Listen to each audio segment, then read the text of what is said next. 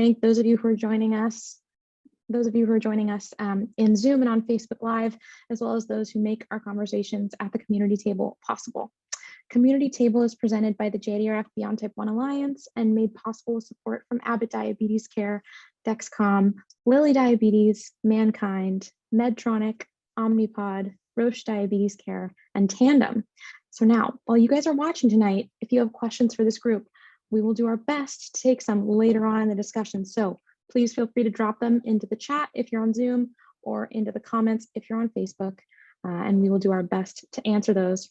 For now, I'm going to ask our amazing panelists to go ahead and come on video, and I'm going to hand it off to Todd, who's going to moderate this discussion tonight. Todd, please take it away. Thanks so much, Jordan. And as she said, welcome everybody to tonight's community table. We are really excited about our topic tonight on men's health. I think it's something that we actually don't discuss that much in the diabetes community, certainly not in the diabetes online community.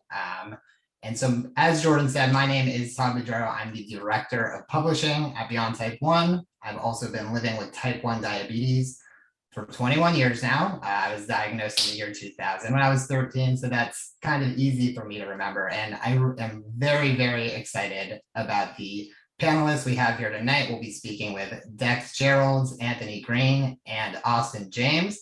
Now, I want to give each of them a chance to quickly introduce themselves, maybe a little bit about themselves and their life with diabetes. So why don't we start with Dex?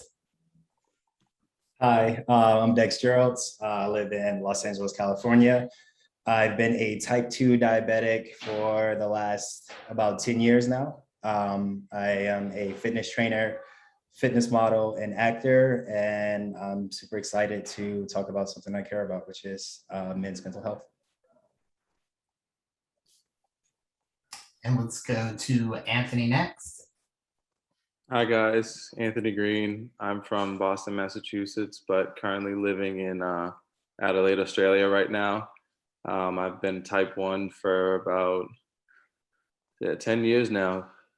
11 since April, because I was diagnosed when I was 14, and current professional basketball player. Just finished up my season here last year, played in Spain last year, did 4 years university, but I'm excited to be here and do this with Beyond Type 1 and all of you guys here again today. Thanks so much, Anthony. And then Austin, why don't you tell us a little bit about yourself? What's up, y'all? My name is Austin James. I am a musician and a teacher, and I am from Hartford, Connecticut. I've been a type 1 diabetic for 17 years now. 17 years now. And yeah, diagnosed my senior year of high school, and been living with that ever since. Right. Well, thank you all so much for joining us. It sounds like we have a pretty wide range of professions and experiences out there. So really excited to dig into that. I do want to hear a little bit more about people's diagnoses. I was diagnosed when I was 13, as I said. It sounds like a lot of us were diagnosed a little later in life, teens, young adults. So Austin, why don't we just start with you? I think you just said it was your senior year of high school. Tell me a little bit more about that diagnosis, and then maybe kind of how your life with diabetes has changed since then. Yeah, like I said, my senior year of high school, it was right after soccer season, right before basketball season, and wasn't feeling right. Then I just started kind of like wasting away and losing a lot of weight. And luckily I had a kid on my team that had diabetes, so I was able to check my blood sugar, and it was pretty bad. So they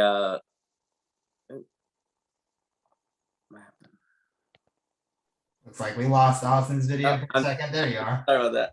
So yeah, so they went to the emergency room, and life changed forever. So you had another kid on your team with type 1 diabetes at the time already? Did, yeah. Wow, that's wild. Do you remember what your blood sugar was? It was approaching 600. Oh man. Yeah, that's pretty bad. Pretty bad. Wow.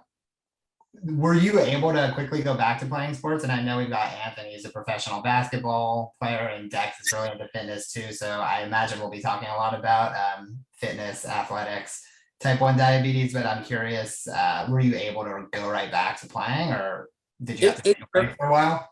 Yeah, it took me a bit. It took me a bit to adjust, because I think more so because I had lost so much weight, probably about 25 pounds, right? And that's, I'm not the biggest guy in the world, so playing soccer was tough, and playing basketball was even harder. But I was able to play in college, and that was I ended up getting used to it. So. Oh man, surrounded by college athletes. I have to mention every time I'm on video that I played football in high school. Jordan would be mad if I didn't mention that, but I did not play in college. I do want to go down to Anthony. Let's hear a little bit about your diagnosis. How old were you? What was it like? For me, I was diagnosed my end of my freshman year of high school, right when I was 14. Just kind of just this 2-week period of just wasting away, like Austin kind of said, like I was playing basketball, just summer league was starting and everything. I just wasn't in the same shape that I was before. I was weighing in at about 210, and just by the end of that 2-week term of everything, I had dropped down to about 180 pounds. So I was just eating away at myself for 2 weeks, just complete exhaustion, constant thirst, just every symptom like that you could possibly have leading up to this. And just that there was just the day of it, I was out playing, just didn't feel right. Just started throwing up everywhere. Everything was just going bad. Called my parents, went home for a while, laid down, took me to the hospital, and then they just ran all the tests, and they came back and found out I was diabetic. But funny enough, when they were going to tell me that I was, they were looking for me. I was in the bathroom just underneath the sink trying to get some water because I was just so thirsty. It was so bad. They said my number was I was at least 600, almost 700 going into it. It was rough. I'm always interested in this because I know one of the things I was worried about, it was 20 years ago, was whether or not I could play sports. And I just asked Austin about that. Did you already have aspirations of becoming a professional basketball player, or did you know that's what you wanted to do? And then was there ever any concern with being diagnosed with type 1 if you were going to be able to do that? For me, I had no idea what I wanted to do. I was still kind of finding my way. I was playing football at the time for the last 3 years, so I was doing that in basketball. But then once diabetes kind of came, I just slimmed down and just shot up in height, and I just kind of went from there, and I was just having fun with it. And then it wasn't until like my senior year I realized that I could take it places, and then kind of just went from there. Reclassified, did another year at prep school, got more offers, went to Northeastern University for 4 years, did my thing there, played in Spain last year, and now I'm here. That's awesome. Great. So, And thanks. Let's just go to Dex real quick. Dex, why don't you tell us about your initial diagnosis and a little bit about your diabetes journey? Yeah, so I was diagnosed with type 2 diabetes when I was 25. Really strange time for me being diagnosed with type 2 diabetes. I was probably in the best shape of my life. I was competed in CrossFit. So working out two times a day, just eating like paleo diet. And yeah, I was just doing all the right things that you would assume for a person not to have type 2 diabetes. But I remember nights just waking up, being super, super thirsty and drinking as much water as I can. So much water that like, if I took a step, you can hear it slushing in my stomach, and I'll go right to sleep and do that again over and over 4 or 5 times a night. And one day I was just watching some CrossFit videos, and one of the athletes happened to be type 1 diabetic, but he mentioned those things as he was going through his diagnosis. And I had some of those same symptoms. So went to the doctors, told them I thought I have diabetes, or I think I have diabetes. And they test my blood sugar. I was at just over 400. And yeah, so I was diagnosed then. Yeah, like mentally, I mean, I grew up in a family where a lot of the older people in my family have diabetes. So I was familiar with type 2. And it was just really unbelievable for me because I spent a good amount of my life being an athlete and doing the things that I thought would help me not have that, especially not at the age of 25. So yeah, struggle with it a little bit. And then just realized that I am still very blessed and able to control it. And so yeah, my diagnosis was at first is super scary. Like I'm sure with everyone, and especially you guys for being so young, I can't believe like having to go through that and figure things out. But yeah, with time, I was just able to figure it out. And I guess I won't say figure it out, there's still ups and downs, but like live with it comfortably and still be able to do the things like becoming an actor and moving to LA from Boston. And yeah, that's kind of my diagnosis story. Great. And Dex, let me actually ask you this question first. I mentioned at the top, you know, I don't think men's health is discussed enough in the diabetes online community. Certainly, we see there are a lot more women being open in public about their diabetes. If you go on Instagram, go on Facebook, go on social media, you'll see many more women than men discussing their diabetes. At what point did you decide you wanted to be open about your diabetes and share that publicly? Was that something you came to, or from the start, were you pretty confident in wanting to share that with people? It's something I came to. It wasn't right away that I wanted to share it. For me, social media was kind of personal, and it was kind of like a blog, I guess. So as I started to learn more about diabetes, especially type 2 diabetes. I mean, I brought a book, Dummies for Diabetes, or type 2 diabetes. But once I became more comfortable, and then I just started opening up and sharing, never really thinking that I would like reach people with what I was sharing. But for me, and I guess for a lot of people, just writing things down and getting it out like makes me feel a lot better.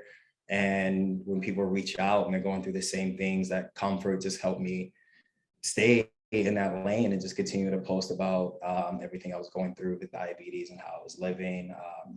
So yeah, and then it became a way of sharing. I'm a big comic book fan, my superpower. So being able to share with people and help them with their journey has been amazing for my mental health, and the fact that I can help other people open up and speak about what they're going through has definitely been a treat.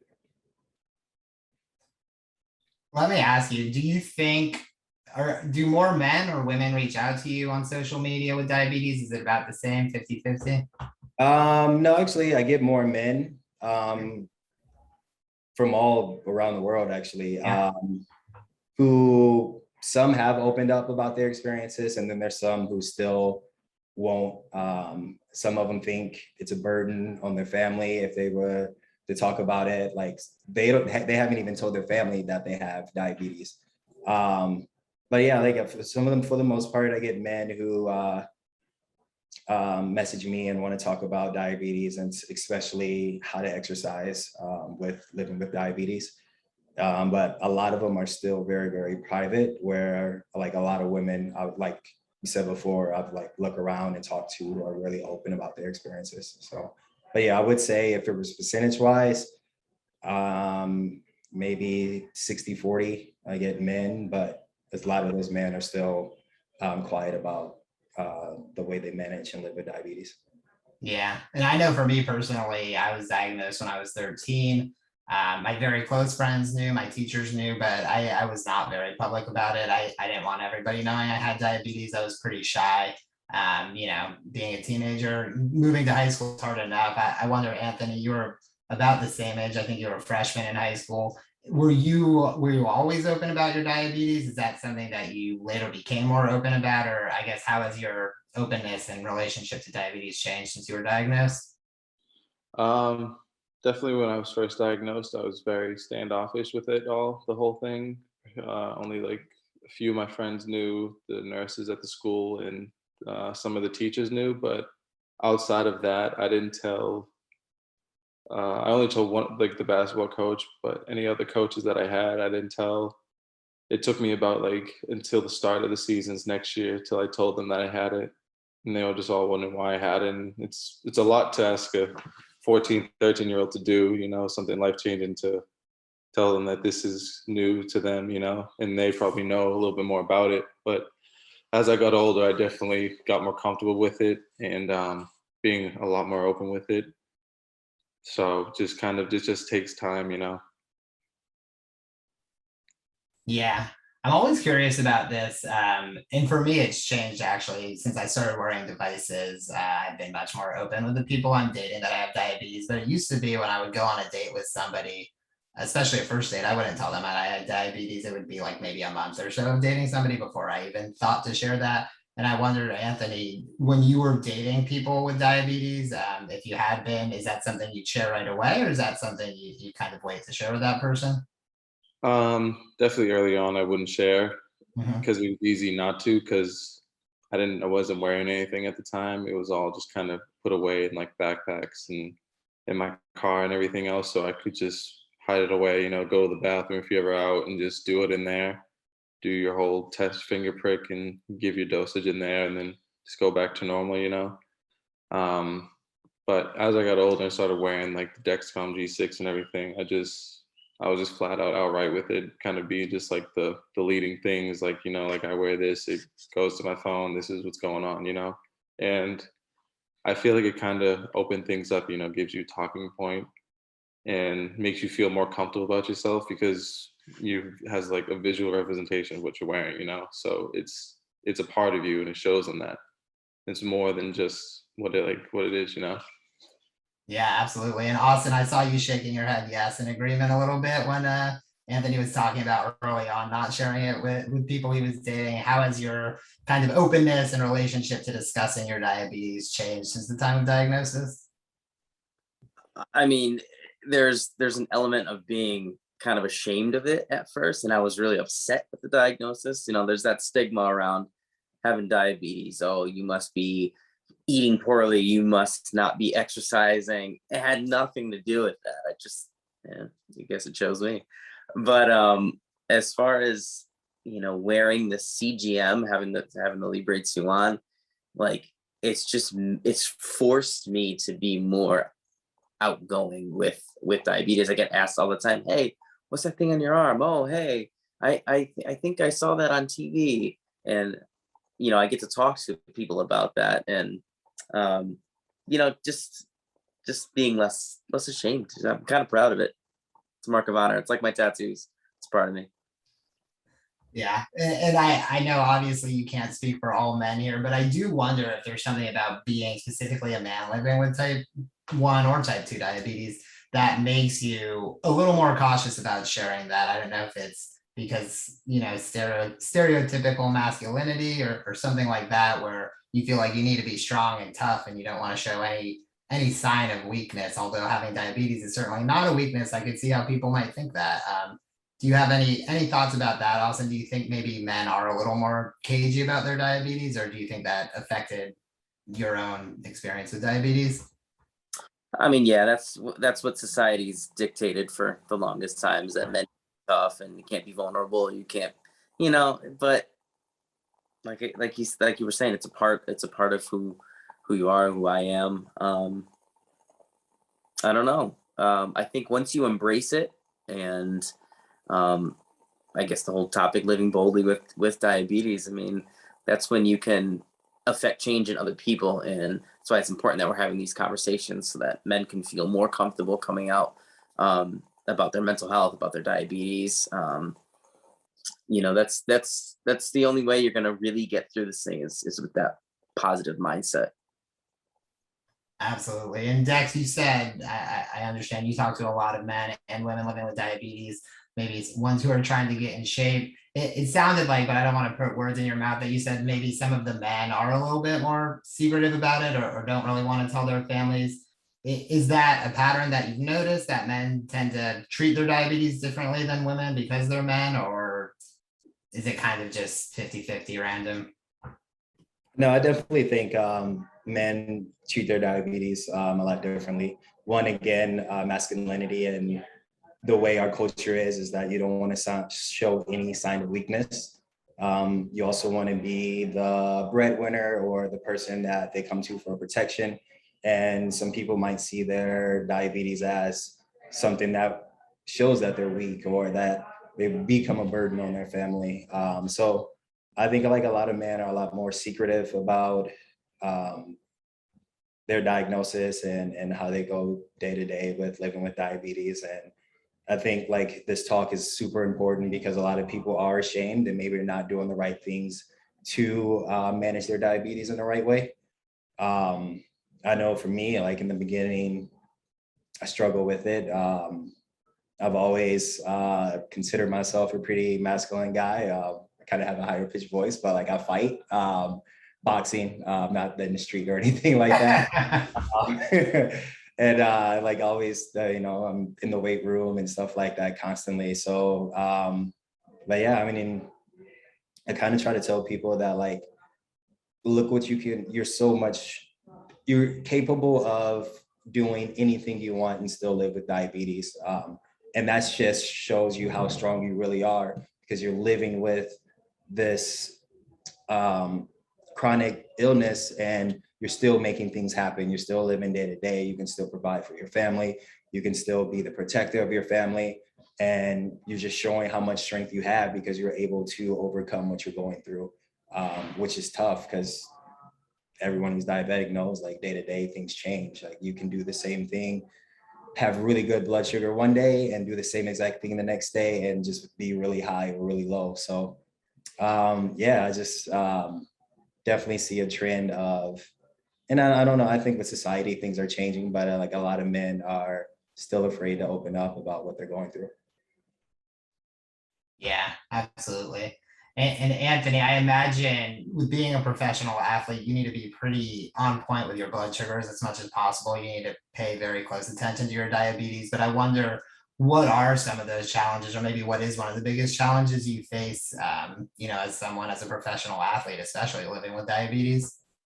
I think the biggest challenge is kind of going from whatever it may be, like state to state or country to country, kind of figuring out your routine to get into, like just like Dex said, you kind of one day you do something right and it works for you, the next day it won't, and that's kind of just like the everyday challenge here, because there'll be days where you practice twice or once a day and you got it down for that week. You're like, all right, I'll do the same thing next week, but then you're just running high or running low and you have to kind of just take it back and just make sure you have everything with you if either one of those happen.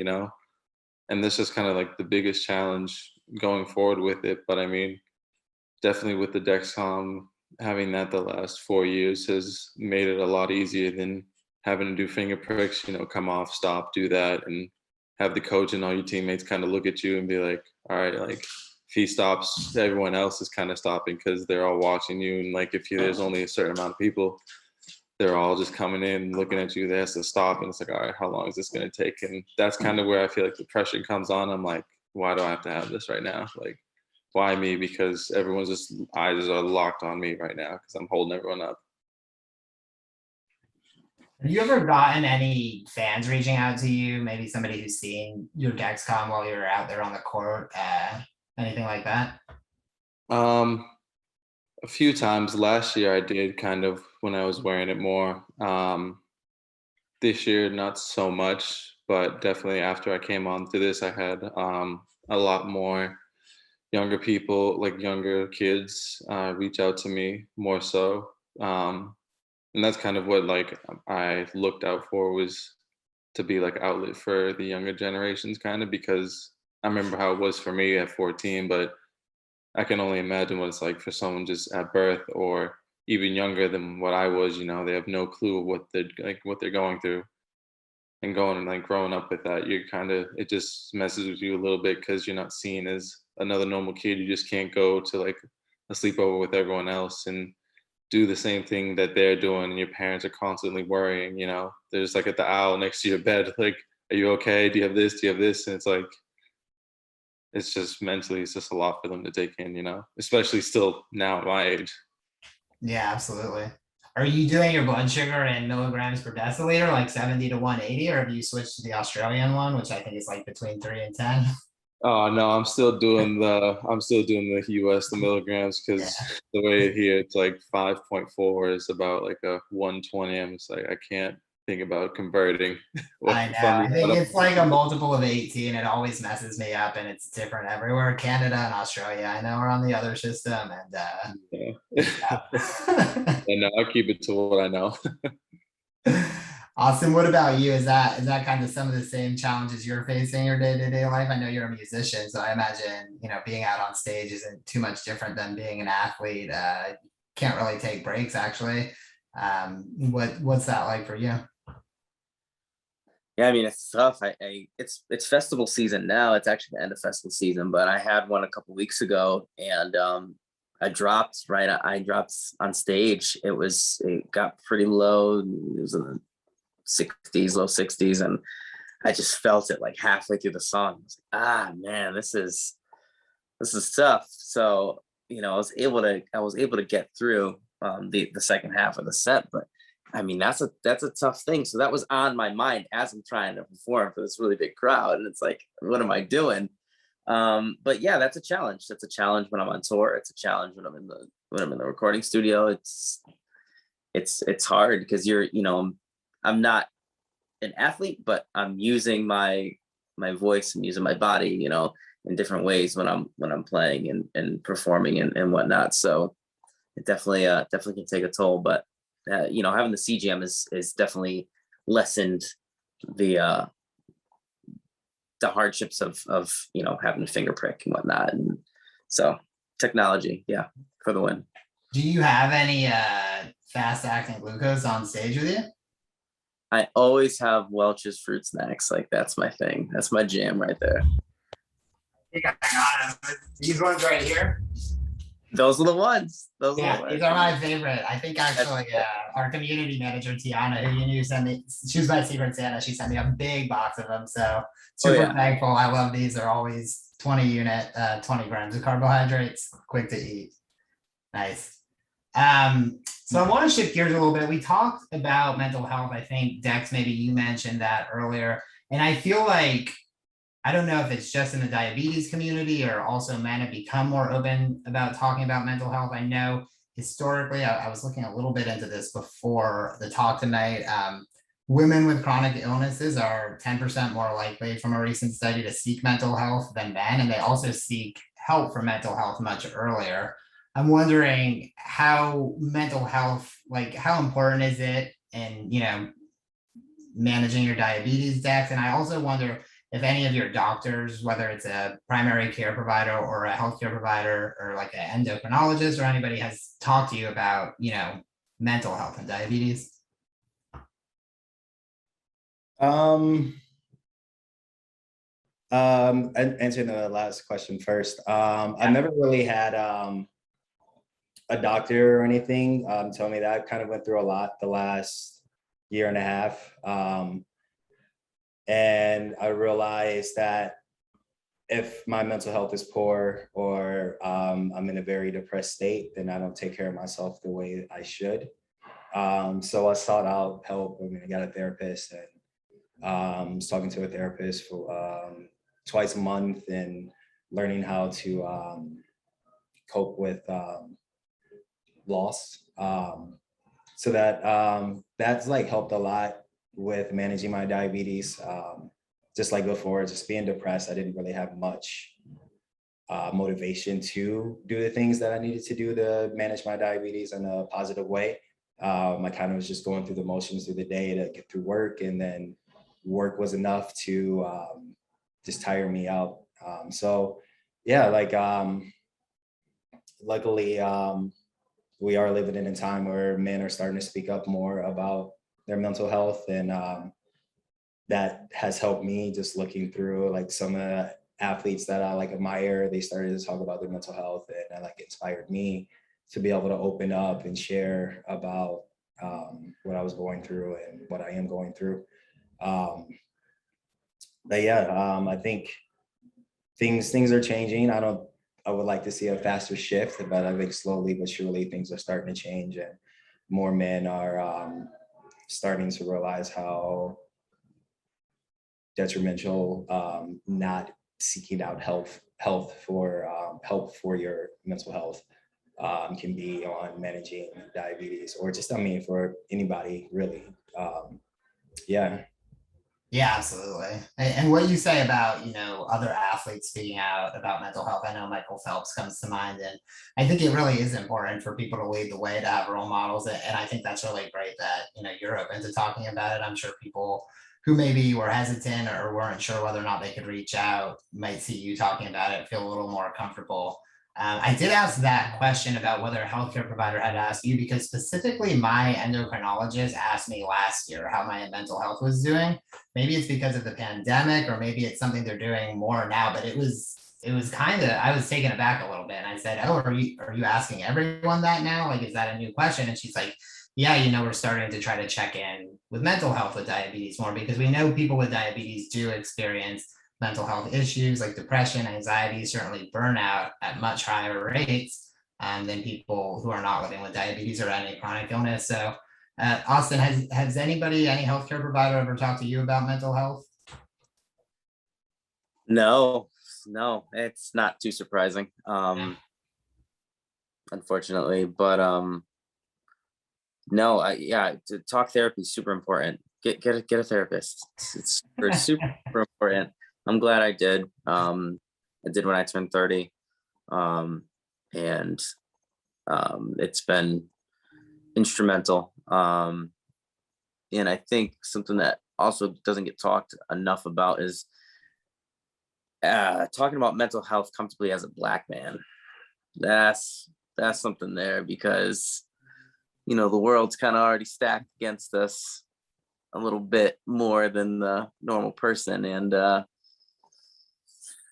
really having to put on that tough guy facade can get in the way of talking about your mental health. It's okay to be vulnerable. Yeah, I mean, I agree with you. I think everybody would benefit from talk therapy, you know, if you have access to it, if you can afford it. And yeah, vulnerability is so tough, I think, especially for men, especially if you're living with a chronic illness, if you're dealing with anything. And Anthony, I do just want to give you a chance to chime in on this. I think the athletic angle is really interesting. I know that there are actually sports psychologists who specifically specialize just with working with professional athletes. So I wonder if that's anything.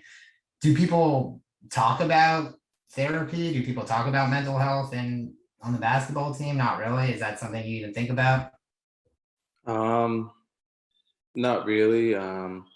For me, I was lucky enough at my university. We did have someone. They brought someone on towards the end of my first year for just like the whole athletic department, someone to kind of talk about, But for diabetes, I really never went to him until my second year, when I was really kind of getting into the groove of things and still pricking my finger at practice and everything. And I just felt like I was struggling. And like I said, I felt like everyone was just watching me like, all right, like we can't do this because of what he's doing. And I always felt like the coaches were just kind of like just looking at me like, all right, come on, let's go. But I know they weren't. They were just looking with concerned eyes. But it's hard to tell when you're just watching everyone look at you, and you know that it's you doing it. So kind of that was the best thing. But since then, haven't had anything like that. But I know if I ever need it, I could always go back to them. Excellent. Yeah. And what about just more generally a support system? Do you have people following you on Dexcom Share? I know you're in Australia right now, so you're probably away from most of your family and friends, but who do you kind of turn to? Who supports you with your diabetes? Um, I still call my family all the Yeah. time, my friends, my fiance was here with me. I have her family's from here, so I have all of them here with me, kind of just to help me with that. I mean, old coaches, teammates, and even like my current team is just always there for anything, like it goes beyond the basketball court with them, and kind of that's what I always look for. And like I love them to death. They always look out for anything and everything I need. So I have a good support system back home talking to me, and even here in a completely different country, I've found a really good support system for everything. That's great. Yeah. Yeah. And Dex, can you talk a little bit about that, about the importance of having people you can rely on, a support system? I mean, I think that's important for everybody. I think we probably all agree on that, but especially if you're somebody living with a chronic illness? Yeah, I think it's like, I mean, we can only do so much on our own.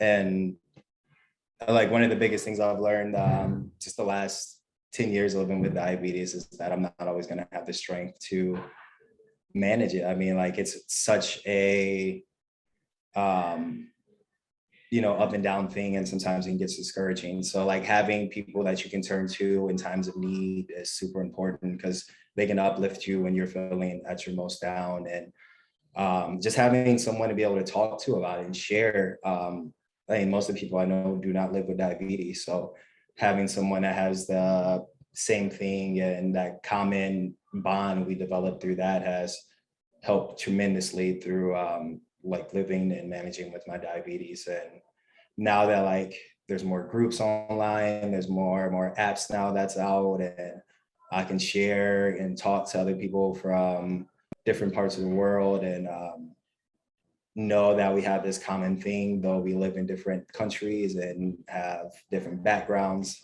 It's just helped me tremendously with just managing and just having that community. I don't know, it's just, we're community-based people, humans, animals, and I think it's just super important to have that, especially when you need a crutch or someone to lean on. Awesome. And Austin, I think I remember this from actually a different interview you had done, but you recently had a daughter, right? Little boy. Little boy. Sorry about that. But yeah, that's very exciting. Congratulations. I wonder, speaking about support systems, speaking about families, do you think about how being a father with type 1 diabetes, is that any different than being a normal father? Do you think about like when he might find out, or do you need to be more careful now that you're responsible for another human, or it looks like it's all just the same? I mean, I've got some practice with my 10-year-old daughter, so Okay. she gets it.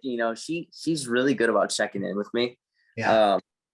But I've always been very open with her, even if I wasn't open about my diagnosis with other people. I was always very open with her, so she's always asking me how I'm doing, if I need my Welch's fruit snack, if I need anything. Oh, Daddy, I see you're a little tired. Is your blood sugar high? It's like it's nice and reassuring, but yeah, it's different. You got to be conscious in a different way being a dad. So Yeah, absolutely.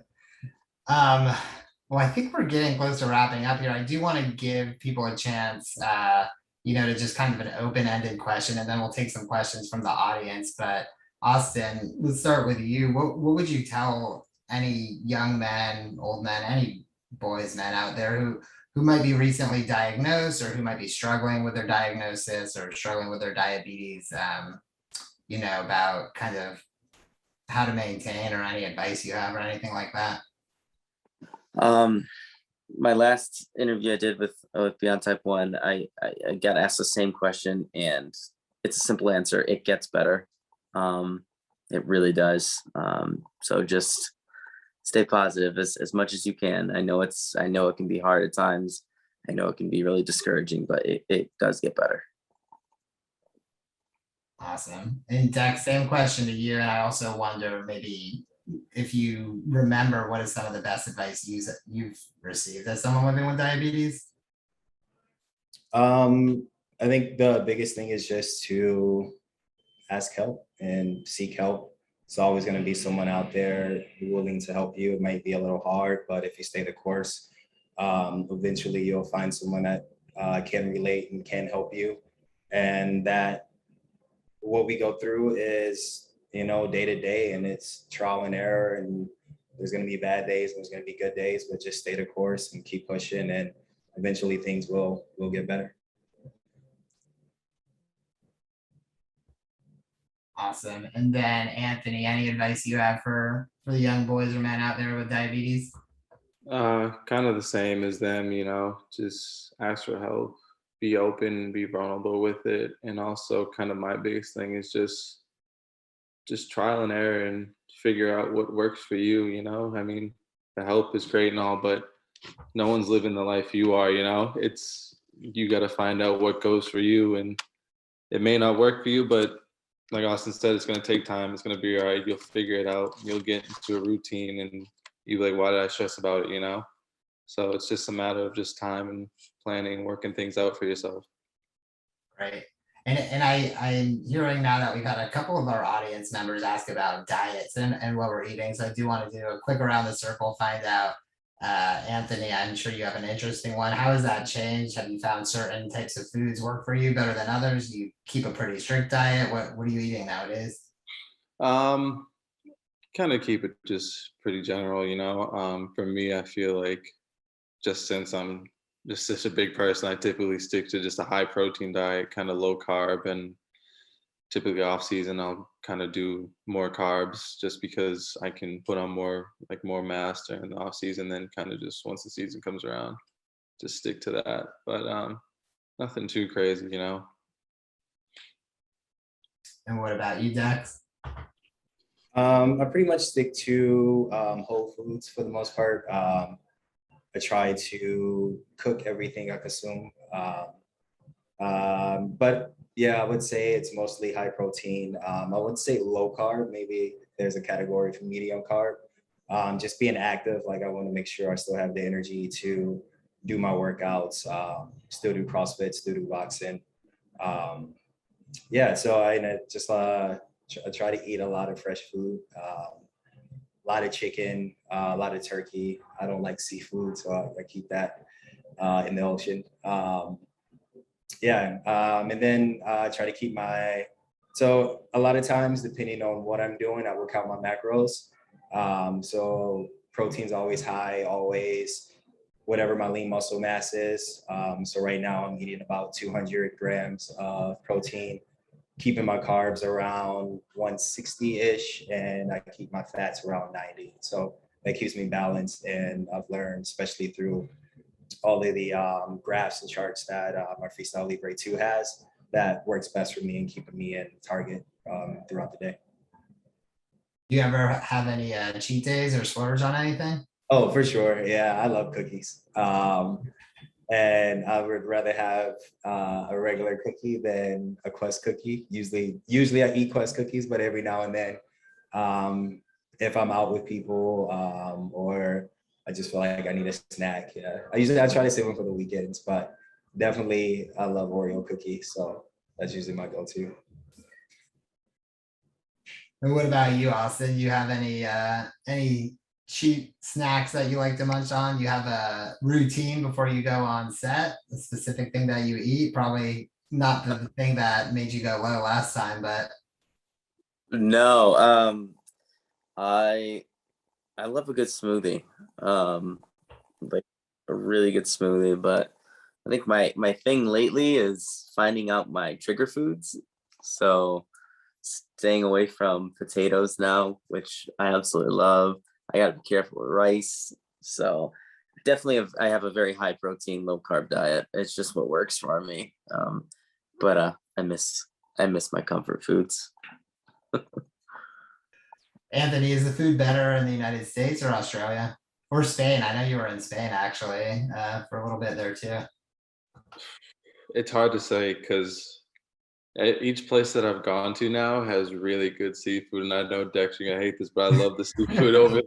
Like in Spain, we had really good octopus and everything. Here they got just crayfish, really good prawns, oysters. So honestly, I'd probably have to say here now, just because of like the array of all that, you know. But it's tough. It's tough. People back home might be upset about that one. It's a very diplomatic answer. Yeah, I'm really liking it here though. Yeah. I see one more question we got, which is how young is too young for therapy? And I want to caveat this by saying none of us on the call are doctors or medical professionals. So if you're wondering about whether or not you should seek therapy, I would say definitely, talk to your healthcare professionals. If you're a child, a minor, adolescent, talk to your parents about it if you're comfortable doing so. But I would say, when I was diagnosed at age 13, I think I would have benefited from therapy at the time. I didn't really I was lucky. I did actually have a family member with type 1 diabetes, but he was a much older man. It was definitely a different experience. But I think it would have been helpful to really, vent my frustrations. As we said earlier, I just kind of put on a brave face and tried to tough it out without really being very open about just how crappy it was. So I don't know if anybody from the panel wants to weigh in on that either. What would they think about, children going to therapy, or if there's an age that would be too young for therapy, diagnosed with diabetes? Yeah, I mean, like I said, my daughter's 10, so just now getting her into therapy, transitioning from elementary to middle school. And I think it's important, especially if you have a chronic illness or just diagnosed with something. Therapy is important. It's obviously different with children, but just being in the room with them initially and getting them comfortable with a therapist, and it's important. I don't think for me, there's never really been an age limitation there. Just as long as there's consent and comfortability. So I'm seeing one more question, and this is such a great question. I wish I had asked it earlier, which is like, just logistically, what do you carry your diabetes stuff around in? I mean, I think we've probably all been jealous of people who carry purses, because I don't have a purse. I've certainly put snacks, put glucagon in my significant other's purse. But yeah, I sometimes end up rolling out with a backpack with me. Sometimes if I have big pockets, I'll try to put just like a couple of those Welch's in my pockets. But yeah, let's go around the circle. I'd love to know if you guys have any tips or advice on carrying cases, how to actually like get around with your diabetes supplies. We can start with you, Dex. For me, especially being a big music fan, going to festivals and stuff, let's just have a fanny pack. I kind of base my outfit around carrying that fanny pack, so I can bring necessary like oral medication when I was pricking my finger. Yeah, so the fanny packs like saved my life. The one across the chest is the one I usually like to use when I go out. Anthony, any tips or any carrying cases you would suggest? For me, I usually, for travel and stuff, whenever I'm going on trips and everything, I usually go for like the Nike backpacks, because there's a cooler, there's like an insulated cooler side on like the sides of them on most models. So I'll usually just kind of put a little freeze pack in the side of that, drop my insulin in there, and it'll be good for long road trips. Or if I'm just going out for the day, I can leave it in there and not worry about it getting too hot or anything. Awesome. And what about you, Austin?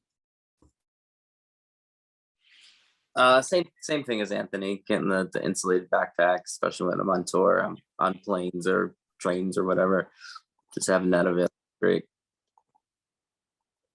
Right. And I'm just seeing one last question I want to answer quickly before we throw it back to Jordan.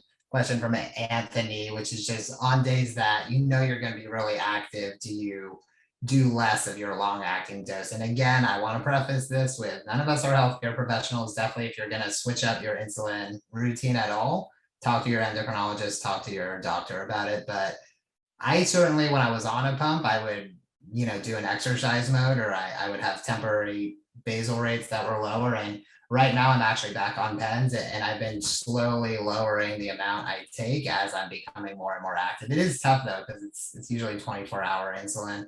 I don't know if anybody else here has any tips for being active. Anthony, you must go through a lot of swings in your insulin needs depending on how active you're being. Yeah. I haven't typically lowered like my 24-hour, my long lasting, but if I know that I'm having like a big day where I got a double training session, one in the morning, one in the afternoon, I definitely will go lighter on my basal. I'll give less for meals and everything, because I know later on at night the adrenaline's gonna kick off and I'm just gonna drop, especially once I give that medication at like 8:30 for me is my time I give it. Once I give that, I know later on some nights I've forgotten and I'll just drop to like 60 in the middle of the night and wake up and like I gave too much during the day. Yeah, I asked you all what some of your challenges were. I think my biggest challenge is still exercising. I always go low when I exercise, no matter how much I try to lower my basal ahead of time. And you know, I need to pre-eat snacks. And I'm sure Dex, you probably have some great advice on exercising with diabetes. I don't know if you want to give any very quick tidbits here, or point people to where they might be able to find some information. As far as exercise, what worked for me is basically just seeing where my blood sugar is at the time. I've known that if I've done short, really intense workouts, then I spike. If I've done longer workouts, then sometimes I drop. So just depending where my blood sugar is, I decide my workout for the day off of that. I know you don't, I think most people would say not to work out when you're above 300, just because you don't want to spike any more than that. I once did a couple fitness videos for glucosone, and I know they have a lot of good information about diabetes type 1 and type 2 and how to exercise and maintain a fitness regimen on there. So I would say that'd be a good source to go to. Great, thanks so much. And again, obviously, we also have a lot of great resources on Beyond Type 1 and Beyond Type 2 about exercising with diabetes. So definitely check those out too. I just want to thank all of the panelists so much for joining me. Dex, Anthony, Austin, this has been a really great conversation. Super excited to get to talk to you guys tonight. And yeah, hopefully the people out there, thank you all for watching too. Hopefully you learned a lot. And I'm going to throw it back over to Jordan to close this out here. Thanks, guys. Awesome. Thanks so much, Todd. Thank you to all of you watching, and thank you to this group for sharing their experiences and insights with all of us. We so appreciate you all joining. For all of you watching, we have 3 more community table conversations coming at you this year from Beyond Type 1. So stay tuned. You can register now for next month's conversation around the tech gap and issues of access. Specifically, it's an important conversation and one we are really looking forward to having, so you definitely won't want to miss it. Be sure to stay tuned into Beyond Type 1's channels and be on the lookout for new content highlighting takeaways from this conversation and this amazing group of panelists. Once again, we just want to take the time to thank those who make this all possible. Community Table is presented by the JDRF-Beyond Type 1 Alliance and made possible by Abbott Diabetes Care, Dexcom, Lilly Diabetes, MannKind, Medtronic, Omnipod, Roche Diabetes Care, and Tandem. Thank you again to this amazing group, and we will see you all again at the next community table. Have a great night.